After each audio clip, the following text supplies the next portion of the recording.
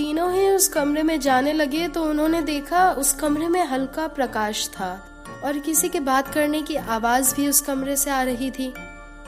तभी सोनम ने आर्यन को इशारा करके बताया कि उस कमरे में मत जाओ। अब वो बहुत डर गई थी और वो अब जब सब कुछ देखने के बाद सीधे ही राघव को साथ लेकर जाना चाहती थी और ज्योति की भी यही राय थी। वे चारों इकट्ठा होने के बाद यहाँ से चले जाएंगे। आर्यन ने उन दोनों को समझाया कि जब तक वो राघव को ढूंढ नहीं लेगा वो कुछ भी करेगा। फिर आर्यन अकेला ही उस कमरे में जाने लगा और ज्योति सोनम कमरे की उसी चौखट पर बाहर ही खड़ी रही। कुछ देर बाद जब आर्यन बाहर नहीं निकला तो दोनों को चिंता होने लगी और वो बाहर खड़ी और डरने लगी। उनकी गड़बड़ाहट बस एक ही बात का संकेत दे रही थी कि क्या वो दोनों अब अकेले रह गई थी। दोनों डरने लगी और एक दूसरे का हाथ थामे हुए उस कमरे में जाने का प्रयास करने लगी। आखिर एक ही चारा था।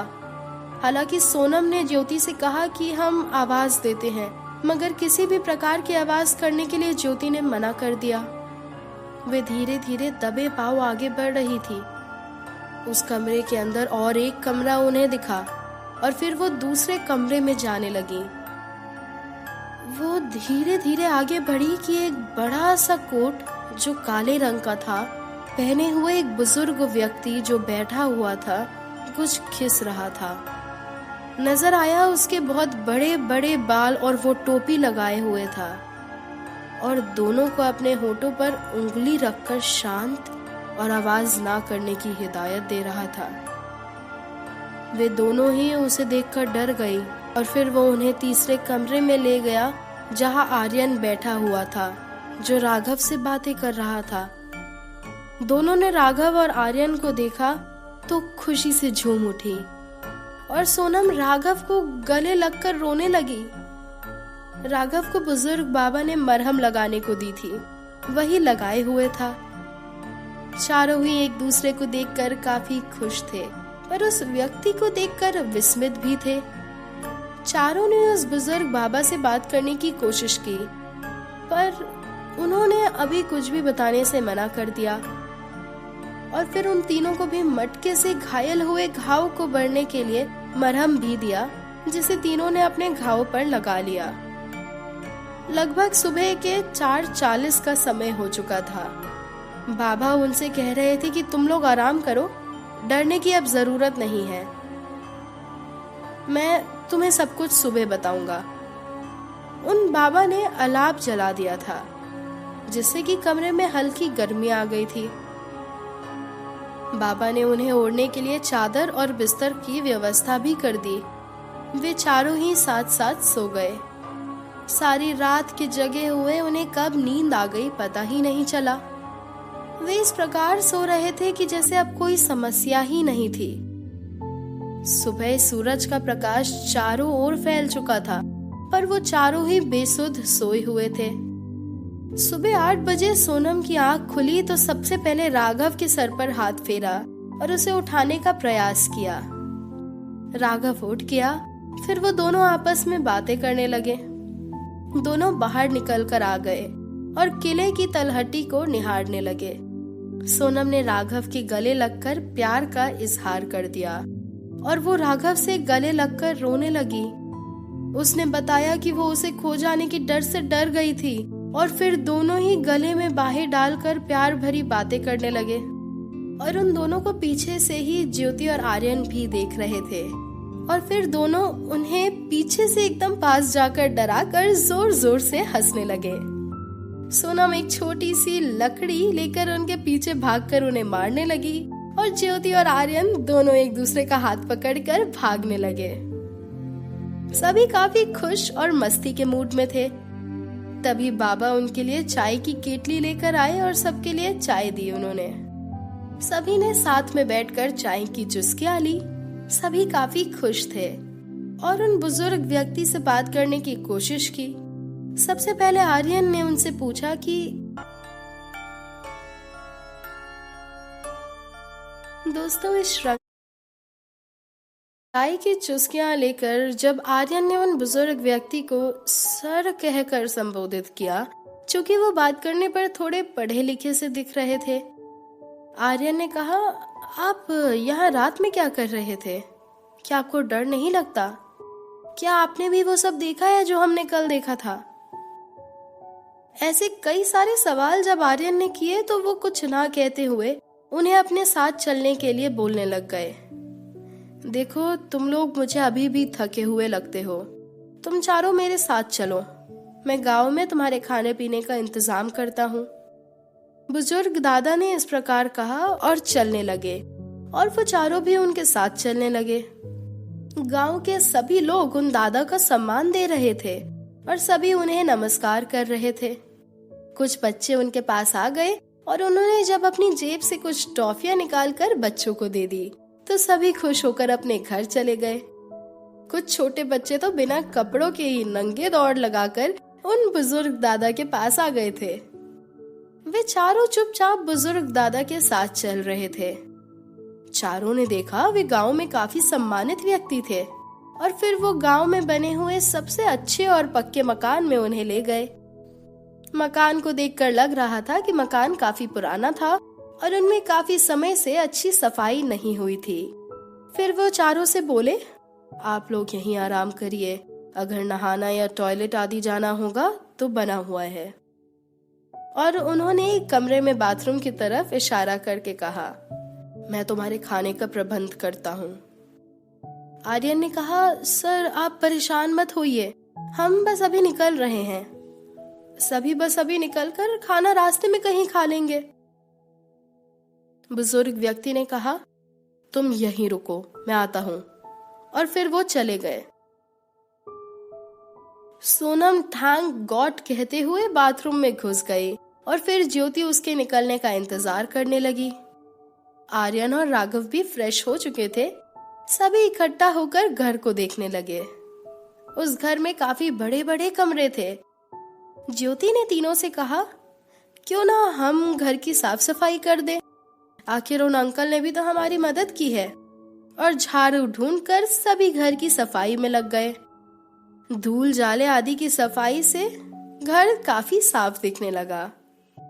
जब आर्यन ने एक बंद बक्से को खोला तो उसे अपने पापा की पुरानी फोटो दिखी जिसे उसने पहचान लिया। फिर उस बक्से में उसने कई और पहचान के चिन्ह दिखे। आर्यन समझ चुका था कि ये घर उसी का है। उसने सभी को बताया कि ये उसी का घर है। वो लगभग 8 साल का था जब उसके पापा उसे और उसकी मम्मी के साथ लेकर शहर चले गए थे। वो पापा की फोटो और कई पहचान की चीज देखकर आर्यन काफी खुश था, और उसे खुश देखकर सभी काफी खुश हुए। वो ज्योति को थैंक यू बोल रहा था कि उसी की वजह से हम घर की सफाई में लग सके। फिर आर्यन ने अपने दादाजी की वो लेटर और कुछ फोटो ढूंढने की कोशिश की। उस घर में बंद एक और कमरे में वो निशानी मिलने का अंदेशा हुआ, पर उसमें तो ताला लगा हुआ था और जिसकी वजह से वो उसे खोल ही नहीं पाए। बुजुर्ग व्यक्ति अभी नहीं आए थे, तब तक वो कैसे बिना इजाजत के देख सके? सभी उनके आने का इंतजार करने लगे। लगभग 3 घंटे बाद वो आए तो घर की साफ सफाई देखकर काफी गुस्सा होने लगे। आते ही उन्होंने चारों को डांट दिया, तुमने बिना मेरी इजाजत के ये सब क्यों किया? वे चारों उन्हें सुन रहे थे और सर झुकाए सभी उनकी डांट सुनते रहे।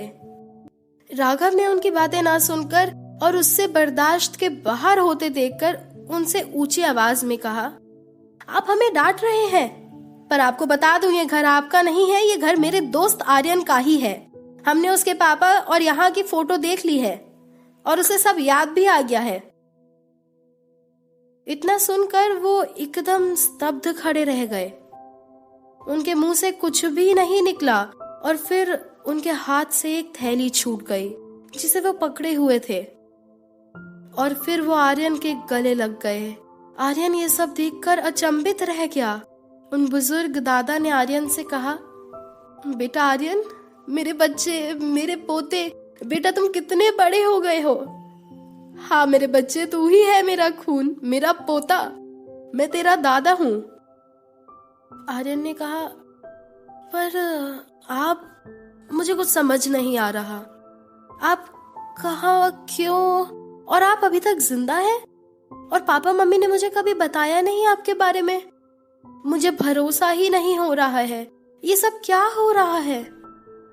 और राघव, सोनम, ज्योति ये सब देखकर काफी अचंभित तो थे पर काफी खुश भी थे। आर्यन दादा के गले लगकर काफी रोया और उन्हें काफी प्यार किया। सभी उन्हें देखकर काफी खुश हुए। फिर सभी ने उस थैले को उठाया जिसमें वो खाना लाए थे। साथ में सभी ने बैठकर लंच किया और फिर दादा ने बताई पूरी कहानी। कहानी जारी है। दोस्तों, इस बहुत पहले की बात है जब आर्यन पैदा ही हुआ था और मैं काफी खुश था। मैं स्पेस एंड रिसर्च सेंटर से रिटायर ही हुआ था। मुझे काफी शौक था रिसर्च का, जो दूसरे ग्रह से आए हुए मानव यानी एलियंस के बारे में थी। और मेरी यह इच्छा तब पूरी हुई जब मुझे पता चला कि गांव से दूर किले में कुछ भूत होने का पता लगा है। पर असल में ये भूत नहीं थे, ये एलियंस थे। मैंने आर्यन के पापा से लड़ाई करके तीर्थ यात्रा पर जाने का निर्णय लिया। आर्यन की दादी तो थी नहीं, मैं अकेला ही उन्हें बताकर तीर्थ यात्रा के बहाने किले के एक कमरे में रहने लगा। भूत के डर से कोई उस किले में नहीं आता जाता था, तो मेरा काम और भी आसान हो गया। मैं वहां होने वाली कई घटनाओं को देखता था और उन पर रिसर्च करता था। मैंने यहाँ कई परेशानियों का भी सामना किया। जैसे कि एक दिन की बात है, मैं देख रहा था एक मटका दूसरे मटके पर चढ़ने की कोशिश कर रहा था और वो इस काम में सफल नहीं हो पा रहा था। फिर जब कई प्रयास के बाद वो उस पर चढ़ गया तो दूसरा मटका उसको लेकर भागने लगा। मैं ये हरकत देखकर अपनी हंसी को रोक नहीं पाया और हंसने लगा। यह बात उनको बुरी लग गई और वो मेरे पीछे पड़ गए। मैं अपनी जान बचाकर भागा और मुझे जगह नहीं मिली तो अपनी सफेद शॉल ओढ़कर बिल्कुल शांत बिना हरकत के बैठ गया और वो मुझे छोड़कर चले गए। मैं कभी भी उनके सामने नहीं आया। मैं समझ चुका था कि ये लोग सफेद रंग से शांत हो जाते हैं और उनका कोई मजाक उड़ाए या उन पर कोई हंसे, ये उनको बिल्कुल अच्छा नहीं लगता। मैंने ये भी देखा कि ये लोग पीछे मुड़कर देखने पर भी चिढ़ जाते हैं। ऐसा एहसास मुझे तब हुआ जब एक रात में मैं एक कमरे में छुपकर देख रहा था कि मैंने देखा दो पत्थर की नर्तकी जो दीवार पर बनी हुई हैं, उभर कर सामने आ गई और वो नृत्य करने लगी और फिर कुछ देर बाद वो उस दीवार में समा गई। मैं आगे बढ़ा ही था कि पीछे से मुझे किसी ध्वनि की आवाज आई। मैंने पीछे मुड़कर देखा तो वो नृत्यांगना मेरे पीछे ही चल रही थी और वो अपने हाथ में एक तेज धार का हथियार लिए हुए थी। मैं किसी तरह जान बचाकर भागा, पर एक दिन इसी प्रकार की घटना घटी तो मैंने पीछे मुड़कर नहीं देखा तो उन्होंने मुझ पर प्रहार नहीं किया। इस प्रकार की कई बातें मैंने अपनी डायरी में लिखी और कई और शोध किए। मैं उन्हें समझने की कोशिश कर रहा था कि ये एलियन यहाँ इस किले से जुड़े कुछ रहस्य से जरूर ताल्लुक रखते हैं।